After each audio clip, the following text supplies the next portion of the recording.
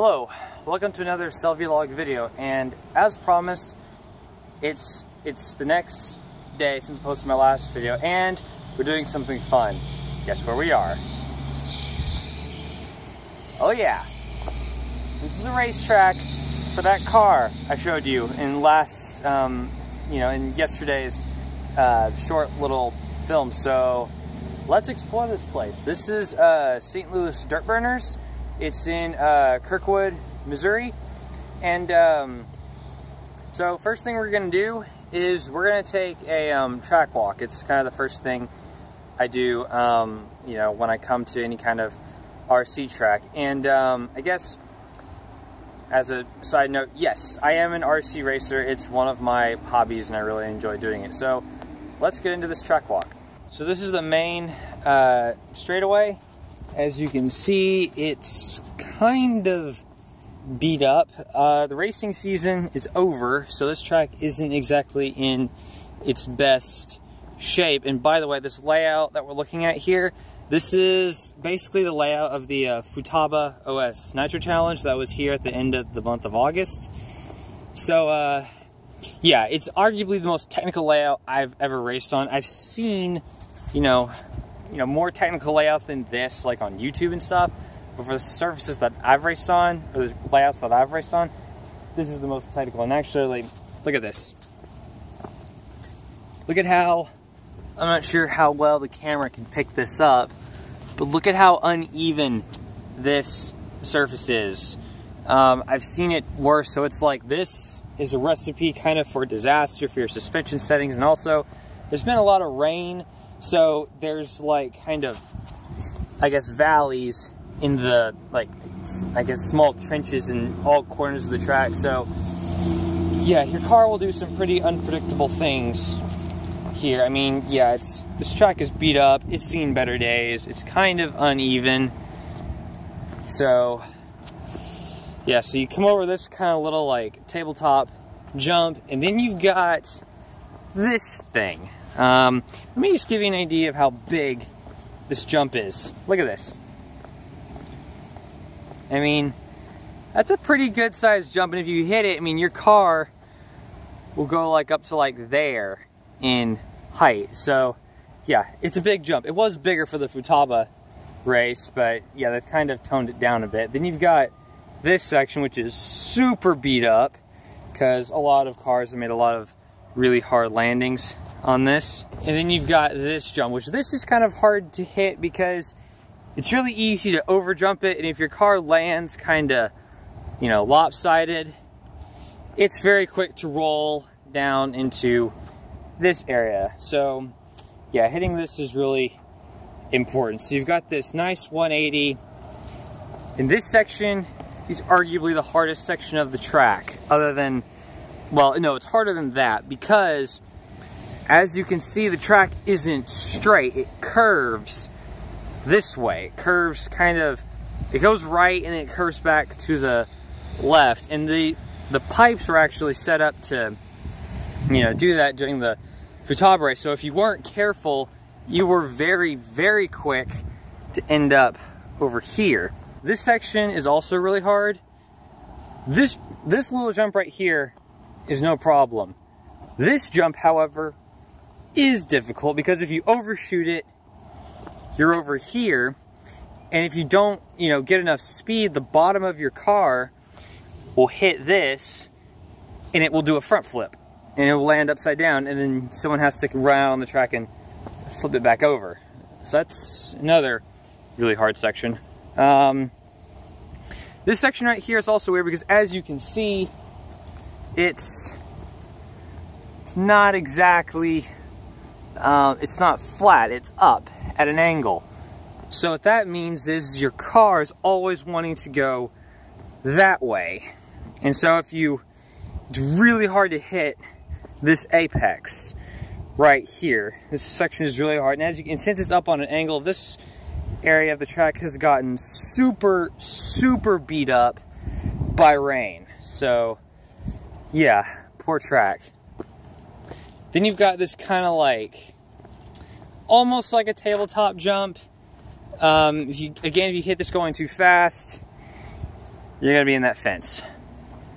Right there. Then it's another right-hander, 90-degree turn, I should say. Then you've got kind of this little jump, which is, again, sort of tricky, mainly because you've got this big 180-degree turn right here immediately after this. So if you overshoot it, you're into that fence, and if you don't get enough speed, well, you're in here. It's really hard to make up time. And then you've got this kind of like step up jump. It used to be bigger. You land on the other side, and then you kind of just come around, and that is a lap. Okay, so this right here is the driver's stand. This is where everybody stands when you're, you hold your controller, you stand kind of by this railing, and you can see where your car is on the track. And actually, look at this. This is the aerial view of the track. Yeah, as you can see, it's pretty big.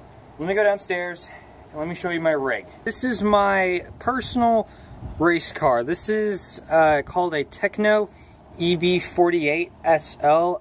E is for electric, B is for buggy, 4 is for the four-wheel drive, and the 8 is for the scale. This is a 1/8 scale buggy, which means that it is 1/8 the size of a kind of a standard car. And the SL in the name is super light, because this car is a lot lighter than basically every other electric 8th scale buggy on the market, because the previous owner converted this thing from a truck to this vehicle. And let me show you, let me take the body off. Really easy. So this is what it looks like. Here you've got your motor, your electronic speed control, your battery, which is, plug in right here. Then this guy is your steering servo. Steering servo is what turns the wheels. This is what allows the throttle trigger on my radio to work, because otherwise, without this, it would just be this plugged in straight to a motor, and this thing would just spin until the battery ran out of juice, and that would be a terrible, terrible idea. Now I got this thing used, and I've put some upgrades on it. Like, I've upgraded the wing mount to give it a lower, profile, to lower the center of gravity. This is a better, kind of a harder anodized, thicker aluminum shock tower, just for extra durability. The front tower is actually made out of carbon fiber, because carbon fiber, it flexes. It's a very, strong and but also flexible, material. So, I mean, the front end, if I roll over on one of the jumps, the front end takes, all the hard hits. And yeah, this is just there just for added protection. I've tuned basically every part of this car. I've done, suspension tuning, I've done driveline tuning, and I think I need to do some front stuff to the front diff. But anyway, I'm not gonna bore you with technical jargon. You want to see this thing drive, so let's go do some of that.